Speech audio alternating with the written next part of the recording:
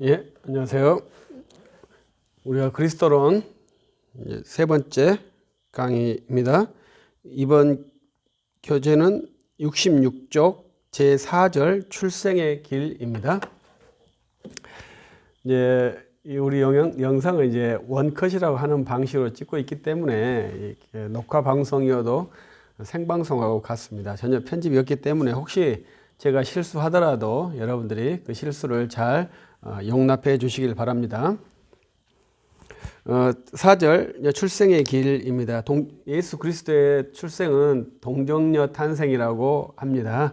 그래서 이 책은 이제 메이첸 박사님이 그리스도의 동정녀 탄생이라는 책을 썼어요. 굉장히 유명한 책이죠. 그것을 이제 정규철 박사가 번역해서 CLC에서 출판이 되었습니다. 그래서 여러분들이 이제 그 책을 읽으신다면 상당히 훌륭한 수준이 될 것입니다. 왜냐하면 이 책을 번역할 때 매우 힘들게 번역을 하셨더라고요. 그래서 저도 이제 기회가 되면 이 책을 다시 재번역을 해보려고 시도하고 있고, 지금은 이제 저는 이제 메이천 박사님을 좋아하는데 다른 이제 바울 종교의 기원이라는 책을 지금은 이제 살펴보고 있습니다. 이제 그리스도의 동정녀 탄생은 이제 매우 이제 중요한 가치죠. 그래서 현재 우리 한국에서 그리스도의 동정녀 탄생에 대해서 이제 다 이렇게 알고 있다고 생각하지만 이제 그렇지 않습니다. 아주 민감하게 이해를 해줘야 됩니다. 그냥 쉽게 누구나 다 아는 거 아니야? 이렇게 신학은 접근하면 안 됩니다. 굉장히 구체적으로 고백을 하는 것이 신학 훈련입니다. 그래서 어떻게 보면 이제 법적인 것이거든요. 그래서 두루뭉술하게 말하는 것은 절대 효력이 없습니다. 정확하게 말을 해야 됩니다. 그래서 이제 3장 4절 1항에서는 성령의 역사로 동정녀 탄생이 이루어졌다. 이것은 이제 우리 사도신경에서 이제 고백하는 내용 그대로죠. 성령의 역사로 동정녀 탄생이 이루어졌는데 성령이 한 인성을 형성했다. 이것이 이제 우리가 믿는 바 그대로죠. 근데 이제 거기에 남자의 개입 없이 태어난 것이 동정녀 탄생교리죠. 근데 이것이 이제 많은 설이 있어요. 그래서 동정녀 탄생에 대한, 그러니까 남자 없이 태어난 설화들이 우리의 역사에는 많이 있거든요. 그래서 이것이 설화냐, 이제 이러한 것을 하는데, 우리는 진짜 남자 없이 성령으로 예수 그리스도께서 태어나셨다, 잉태되셨다, 그렇게 믿죠. 문자적으로. 이것이 이제 정통 신학의 가치예요. 그러나 이제 현대 신학에서는 이제 그런 거에서 다 퀘션을 두죠. 그것을 잘 아시고, 왜 동정녀 탄생이 되어야 되느냐 해서 죄의 오염과 부패를 전달하지 않도록, 그래서 성령으로 잉태되었다, 이렇게 말하죠. 그래서 예수 그리스도께서 마리아의 태에서 마리아의 육의 본성을, 그 피를 취하셨는데, 그때 성령으로 잉태되었다는 그 말의 안에는 성령께서 마리아의 그 죄된 몸에서 오는 모든 죄성까지 다 막으셨다. 그래서 흠이 없는 무죄한 몸으로 태어나셨다. 이것이 이제 동정녀 탄생의 아주 중요한 체계입니다. 그래서 그러한 것을 이해하시면 되고요. 그래서 3항에 보면 67쪽에 성령으로 형성된 인성, 그리고 로고스 위격의 연합, 우리가 앞에서 훈련한 것이죠. 신인 위격, 그래서 무인격적 채택, 인격이 없는 인성, 그러나 영혼은 있는 인성, 이러한 형태로 훈련을 했습니다. 그래서 이것은 그냥 뭐 단순하게 그냥 생각한 게 아닙니다. 치열하게 싸움을 하면서, 공격을 하면서, 논박을 하면서 이루어진 것이지, 한 사람이 굴 속에서 열심히 기도해가지고 이거구나 하고 깨달은 게 아니에요. 그래서 신학은, 우리가 있는 이 산물들은 한 사람이 쌓아놓은 그러한 업적이 아니라 계속 싸워가지고, 하나는 이단으로 정죄하고 하나는 세운 그러한 가치예요. 그것을 정통신학이라고 그래요. 우리 개혁신학은 그런 형태는 아닙니다. 우리 개혁신학은 기존에 있는 교회 안에서 바른 가르침을 확립하기 위해서 표준문서를 만든 그러한 구조죠. 그래서 우리는 참교회와 거짓교회 논쟁이 심하고, 정통신앙은 참 믿음의 체계가 무엇이냐 이걸 가지고 많이 논박을 한 것입니다. 거기에 가장 중요한 것은 예수 그리스도를 어떻게 이해할 것이냐 이거죠. 거기에 우리는 예수 그리스도는 동정녀로 말미암아 탄생하셨는데 성령께서 역사하셔서 탄생하셨다. 이것을 이제 성경대로 또 우리 사도들이 가르친 대로 믿고 있는 것입니다. 이것을 구약 성경에서는 이삭의 출생으로 예표를 하고 있어요. 그래서 서철원 교수님 같은 경우는 이제 창세기 22장 이삭의 출생의 잔치를 성탄절 출생의 잔치로, 성탄절 축하로 이렇게 비유해서 설교를 하기도 합니다. 그래서 구약의 성탄절이 있다는 것이죠. 베들레헴 성탄절도 있지만 구약의 그 사라가 아이를 낳았을 때 어떻게 해서 아이를 낳겠느냐, 아주 큰 신비죠. 이런 것이 이제 그리스도를 예표하는, 그리스도의 출생을 예표하는 것으로서 제시하고 있습니다. 68쪽 3장 4절 2항 동정녀에게서 출생, 그 다음에 마리아의 피에서 인성을 형성했다.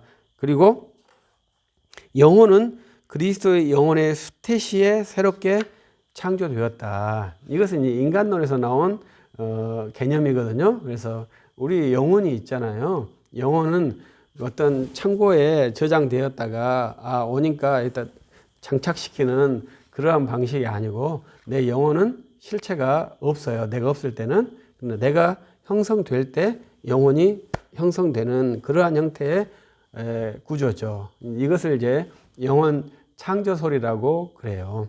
그래서 이러한 형태로서 예수님도 그러한 형태로, 예수님의 영혼이 그 전에 있었던 게 아니고 창조될 때, 후퇴될 때 그때 형성되었다. 이렇게 이해를 하고 있습니다. 그래서 우리도 똑같다고 그런 거죠. 우리들도 영혼이 미리 있었던 것이 아니다. 영혼은 창조되었다. 이렇게 이해합니다. 이것은 이제 믿고 고백하려고 노력하는 것이지 정확한 증명할 수 있는 것은 아닙니다. 신학은 논리의 근거에서 가장 하나님의 섭리에 합당하게 이렇게 지키는 것이고, 또 하나님의 전능성, 또 하나님의 그 계시의 합리성, 이런 것을 놓고 하는 것이지, 그것을 명시적이지 않는 걸 가지고서는 잘 논의하지는 않죠. 그래서 그러한 훈련들도 잘 한다면 유익하겠죠. 그 다음에 이제 69쪽에는 동정녀 탄생을 부정하는 교리들, 가장 먼저 이제 브루너의 주장을 했는데, 브루너의 주장이 재미있기 때문에 그랬을 거라고 생각합니다. 브루너가 왜 동정녀 탄생을 믿지 않느냐 이렇게 했을 때 69쪽에 마태복음과 누가복음에만 기록되어 있지 않느냐, 마가복음과 요한복음에는 없다. 바울 서신에도 동정녀 탄생에 대한 내용이 없다. 그러니까 믿을 수 없다. 성경이 전체 다 나와 있는데 두 권에서만 나와 있기 때문에 믿기가 어렵다. 이렇게 제시했다는 것이죠. 그런데 서 박사님은 그렇지 않다. 성경은 한 줄만 기록되어도 진리다. 이렇게 제시를 하고 있습니다. 그래서 브루노의 주장을 따르면 어쩔 수 없죠. 그러나 저 같은 사람은 성경에 한 줄만 기록되어 있어도 계시 기록이기 때문에 내 생명을 걸고 지켜야 될 진리다. 이렇게 믿고 있죠. 사도 바울도 동정녀 탄생에 대해서 말한다. 이렇게도 증명을 하고 있으니까 책을 읽어 보시길 바랍니다. 그리고 슐라이마커나 이런 사람들은 이제 동정녀 탄생을 이제 부정하고 있습니다. 그러한 것을 쭉 또 제시하고 있고요. 그 다음에 3장 4절 4항에 동정녀 탄생할 때는 자연적으로 출생하셨다. 그러니까 마리아의 태에서 10달 이러한 모든 것이 자연적이다. 이렇게 태어나죠. 시저처럼 배를 가르고 나오는 형태가 아니라 정상적인 출생 방식이었다. 이것을 잘 한번 기억해 보시길 바라고요. 이런 건 다시 반복 자연적으로 출생했기 때문에 죄인이냐 이것은 또 별개의 문제죠. 자연으로 출생하셨어도 성령으로 잉태되셨고 성령께서 잉태시킨 걸로 끝난 게 아니라 죄책이 도달되지 않도록 다 방어까지 하시한 그래서 죄가 없이 태어나도록 사역하는 것이 성령의 사역입니다. 나중에 이제 뒤에도 또 나올 수 있겠습니다만은 천주교에서는 예수님의 무죄성을 증명하기 위해서 마리아도 무흠하다. 그래서 무흠 수태설 이렇게 말하거든요. 그래서 마리아 무흠 수태설로 해서 예수님의 무죄성을 말하려고 해요. 이러한 것이 아니라 우리 정통신학은 마리아는 죄인이었지만 그 죄인의 피가 육으로 취할 때 예수님께 전달되지 않도록 성령께서 역사하셨다. 이렇게 믿고 진술을 하는 것입니다. 근데 천주교처럼 마리아도 무흠했다 하면 무슨 일이 발생했겠어요. 마리아 엄마도 어떻게 그러면 무흠한 마리아를 낳았겠습니까? 이렇게 문제가 되는 것이죠. 그런데 이제 그런 것을 이제 문제를 이렇게 뺄 수 있는 방법은 성장해서 무흠할 수 있는 체계가 천주교에 가능하죠. 그러한 사람이 교황이죠. 교황은 추기경까지는 죄인이지만 교황이 되면 거의 무흠한 사람이 되죠. 교황 무류설이 되지 않습니까? 어떻게 그게 가능했겠어요? 마리아가 그런 형태가 되면 이제 등식이 되어서 교황도 그러하다. 예수님은 처음 태생부터 무흠하지만 마리아는 태생에는 유흡했지만 나중에 어느 시점에 무흠이 되었고 그 무흠으로 예수님을 낳았다. 이렇게 된다면 교황도 낳았을 때는 죄인이었지만 교황이 됐을 때 무흠해진다. 이렇게 한다면 구도가 잘 맞지 않습니까? 그래서 마리아 무흠설이 천주교는 그래서 그렇게 구조가 세팅이 되어 있는 것 같아요. 우리 같은 사람은 마리아도 무흠했으면 마리아 엄마는 어떻게 돼? 이렇게 금방 질문하는데 천주교에 계신 분들은 전혀 그런 질문을 안 하신 것 같아요. 그래서 마리아가 무흠으로 예수님을 출생했기 때문에 예수님도 무흠하다. 이렇게 생각하는데 정통신학은 성령으로 잉태되었고 마리아의 피에서 오는 죄성은 성령께서 차단하셨다. 그래서 예수님은 죄가 없는 무죄한 인간이시다. 나중에 또 뒤에서 또 말할 수 있겠습니다만은 출생해서 또 죄와 투쟁은 하지 않으셔요. 이것이 예수님의 아주 큰 특징입니다.